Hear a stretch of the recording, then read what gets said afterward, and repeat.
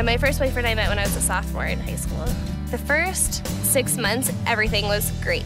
After a little while, the topic of sex did come up, but he knew I wouldn't do that. He knew my morals, and he was fine with it. Well, he started cheating on me, I don't know, after probably a year, and I found out a couple of times, and he said he was sorry, and he loved me so much. He's so sorry that he would do that, and I wanted to be the forgiving girlfriend and the sweet girlfriend. I wanted to feel accepted, and I wanted to feel beautiful and loved and special, and that is how I was told I was going to get it, by those guys. We decided to have sex. I remember coming home and just bawling, and because he was my neighbor, so I walked home by myself just bawling, and I remember sitting in my shower and just crying and being like, what did I do? I had a purity ring that I was wearing, even during, that made me feel awful.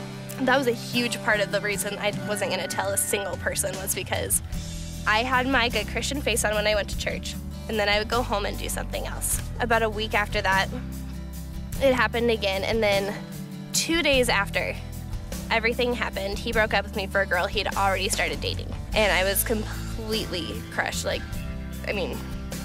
can imagine how, I thought that by giving him everything, I would keep him, and actually I lost him right after. The biggest thing that I felt was dirty. I felt so dirty, just like I had been used, and I'd been one of those girls that I'd never wanted to be. I thought I was gonna marry that guy, and now I'm not. I ruined my wedding night. My husband's gonna be sitting there, and if he waited for me and I didn't wait for him, that's a gift that I wanted to give him.